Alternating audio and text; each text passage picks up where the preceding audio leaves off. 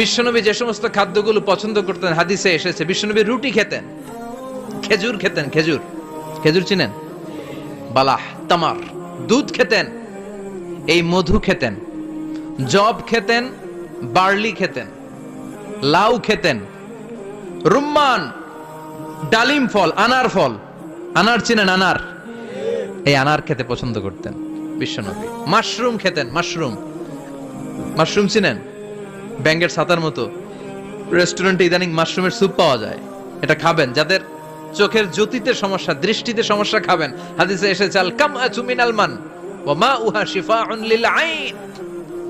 Mushroom হলো মান্না সালোয়ার মতো খাবার। মাশরুমের স্যুপ যারা খাবে, চোখের জ্যোতি যাদের কম, তাদের চোখের জ্যোতি বাড়িয়ে দিবে কে?